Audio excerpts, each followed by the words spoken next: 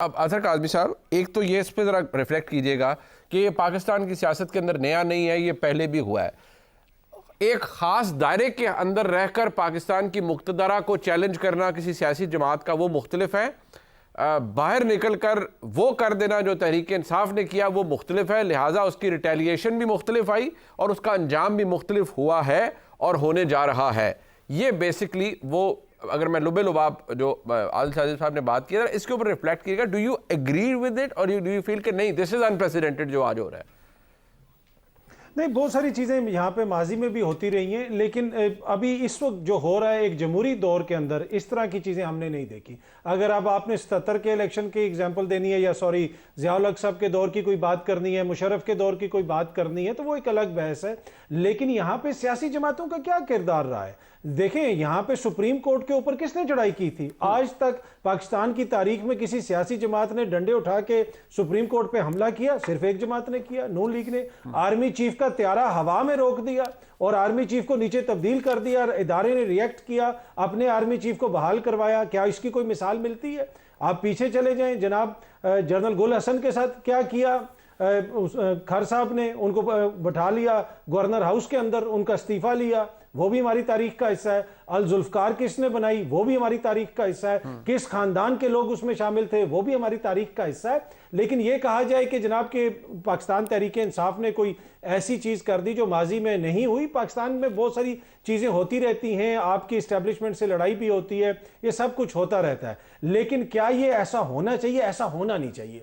ये बदकिस्मत वाकयात हैं। और दूसरी बात यह है कि इस वक्त आप देख लें, 2 साल से मसलसल तो आप उनको खत्म करने की कोशिश कर रहे हैं सियासी तौर पे। यहां तक हालत आ गई है कि एक जो बल्ले का निशान जब पेशावर हाई कोर्ट से वापस आया तो नून लीग की सीनियर क़यादत ने उसके ऊपर प्रेस कॉन्फ्रेंस की कि जनाब ये क्यों वापस आ रहे हैं। अच्छा, तो अगर आप उनको सियासी तो एक सेकंड अगर इस पे रिफ्लेक्ट कीजिएगा। अभी आपने कहा कि ये बाकी सियासी जमातों ने किया और मुस्लिम लीग नून ने जो किया, और वाकई ये बात फैक्ट है। वो बड़े सीनियर जर्नलिस्ट हैं जाहिद हुसैन साहब, उन्होंने बाकायदा तौर पर बताया कि जिस तरह सुप्रीम कोर्ट स्टॉर्म की गई थी और उसमें PMLN के लोग थे, और उन्होंने बाकायदा बताया कि जजेस वहां से अपने चेंबर से भागे थे। कुछ लोग कहते हैं कि नहीं अंदर नहीं जा पाए थे, वो वाकई उन्होंने बताया कि नहीं अंदर गए थे सुप्रीम कोर्ट के लोग। बट सवाल ये है कि यहाँ पर जो तहरीक इंसाफ के खाते में डला, या तहरीक इंसाफ ने किया सानहा 9 मई 2023, इसकी मिसाल, इसको आप कंपेयर 1999 से इसलिए नहीं कर सकते कि 1999 में मुल्क के अंदर एक वज़ीर-ए-आज़म था, उन्होंने अपने मर्जी का आर्मी चीफ लगाने की कोशिश की, फौज ने रिएक्ट किया, मार्शल लॉ लग गया।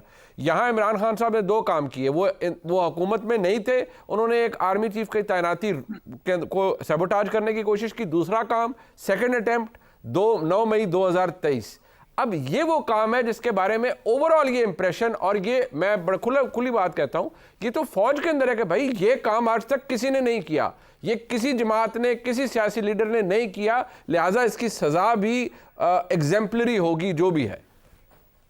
जी देखें, अब इसमें इशू ये है कि अगर कोई इसमें मुलविस है, चाहे 9 मई हो या कोई और वाक़या हो, आइन और कानून के मुताबिक उसको सज़ा मिलनी चाहिए। 9 मई का जो वाक़या कतन काबिल कबूल नहीं, बदकिस्मत वाक़या है। लेकिन वो आपको तसलसल देखना पड़ेगा ना कि 2 सूबों में इंतखाबात नहीं हो रहे थे, क्या हुआ था 9 मई की सुबह, क्या हुआ था इस्लामाबाद हाई कोर्ट से किस तरह दरवाजे खिड़कियां तोड़ के साबिक वज़ीर आज़म को धक्के मार के आप गिरफ्तार करके लेके गई थी उस वक्त की हुकूमत। तो ये वो सारी चीज़ें ना जिन्होंने लीड अप टू किया। तो इसमें बहुत सारे किरदार हैं जिनका अपना अपना उन्होंने हिस्सा डाला। जो PDM की हुकूमत जो कर रही थी वो सब कुछ हमारे सामने है। तो ये मैं कह रहा हूं कि ये इसमें ये कहा जाए कि ये चीजें आइसोलेशन में हुई हैं, आइसोलेशन में कुछ नहीं हुआ। ये ओवरऑल जो चीजें हो रही थी, जो बदकिस्मत वाकयात 2 सालों के अंदर हुए, उसमें तहरीक इंसाफ के ऊपर भी आप बहुत सारी उंगलियां उठा सकते हैं। जो उस वक्त PDM की हुकूमत थी उनसे भी आप पूछ सकते हैं कि जनाब ये आपने क्यों किया। तो मेरे ख्याल में ये सिर्फ ये तासुर देना कि सिर्फ एक वो इस सारी चीज के जिम्मेदार हैं, मैं नहीं समझता।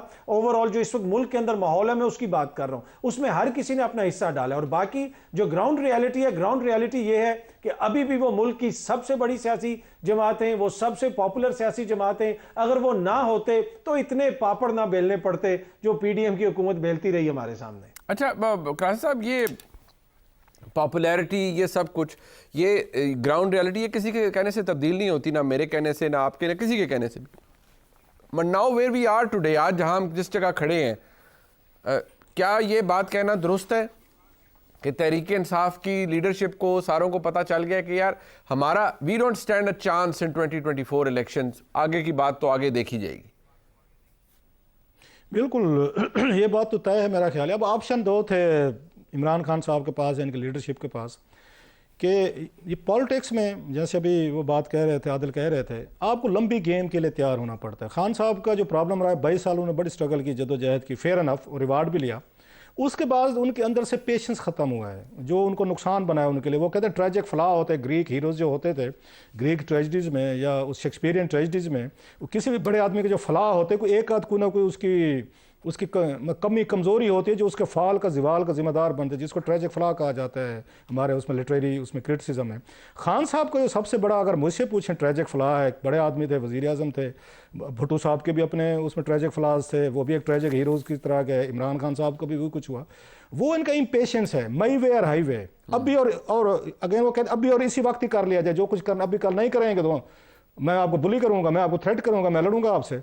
अब सियासत इस तरह की चीज़ों से तो मेरा ख्याल है उसका हमेशा से नुकसान है। मैं अब नवाज शरीफ साहब को देख लें, कई दफ़ा ये आर्गूमेंट हम दे चुके हैं भाई, वो यहाँ चौथी दफ़ा बनने जा रहे हैं, 4 दफ़ा जेलें भुगे चुके हैं और यहाँ एग्जाइल में गए। मुशर्रफ ने कहा था कि जनाब अब बेनज़ीर भुट्टो और नवाज शरीफ साहब कभी वापस भी नहीं आएंगे, ये उन्हें आपको याद हो रिकॉर्ड पे मौजूद है।